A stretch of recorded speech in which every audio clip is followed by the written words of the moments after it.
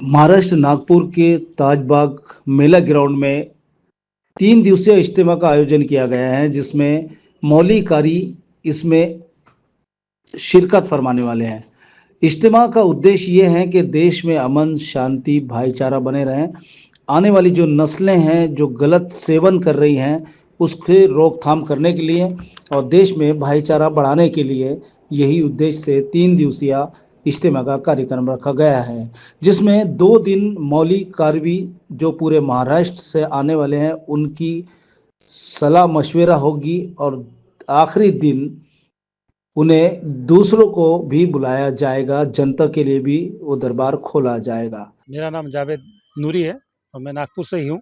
दावत इस्लामी का जो 3 दिनों का जो इज्तिमा होने जा रहा है, ये पूरा इंडिया लेवल पर है और पूरे हिंदुस्तान के जितने जिम्मेदारान हैं वो सब के सब यहाँ तशरीफ़ लेकर आ रहे हैं और ये एक बहुत बड़ा काम है। और ये बाबा ताज की नगरी में, बाबा ताज के कदमों में मेला ग्राउंड के अंदर ये इज्तिमा होने जा रहा है। 2 दिन 17 और 18 को उन्हीं का प्रोग्राम है। 19 तारीख को ये आवाम के लिए, 19 तारीख को खुसूसी दुआ होगी रात दोपहर को 3 बजे से लेकर रात को 10 बजे तक।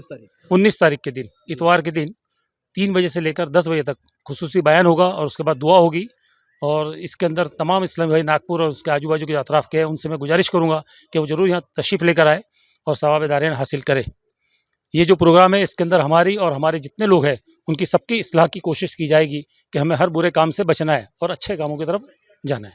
ये दावत इस्लामी की तरफ से हो रहा है। ये दावत इस्लामी पूरी हिंदुस्तान के अंदर जो है, जो पूरे वर्ल्ड वाइज कंपनी ये है दावत इस्लामी, और ये नागपुर की तरफ से ये प्रोग्राम किया जा रहा है। अस्सलामु अलैकुम रहमतुल्लाहि बरकातुहू। मेरा नाम मोहम्मद फ़ारूक है और दावत इस्लामी इंडिया नागपुर का मैं दावत इस्लामी का अध्यक्ष भी हूँ और यूँ मानो कि हमारी एक पूरी टीम यहाँ पर वर्क कर रही है। जी, इस वक्त हम जहाँ पर मौजूद है इसे जो है वादी ताज कहते हैं, यानी मेला ग्राउंड ताजाबाद।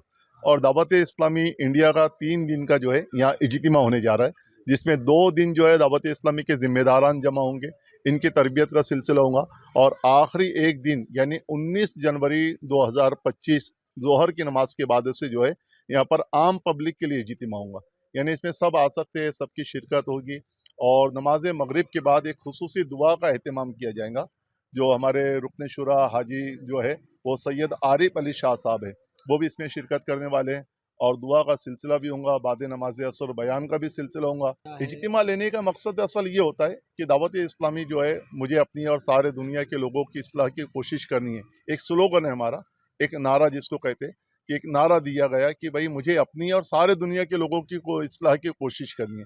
तो अब दावत इस्लामी जिस फील्ड में काम करिए, दावत इस्लामी जितने डिपार्टमेंट्स में काम करिए, चाहे वो एजुकेशन डिपार्टमेंट हो, चाहे नशा मुक्ति वाला डिपार्टमेंट हो, यहाँ लेडीज़ के अंदर दावत इस्लामियों का काम है।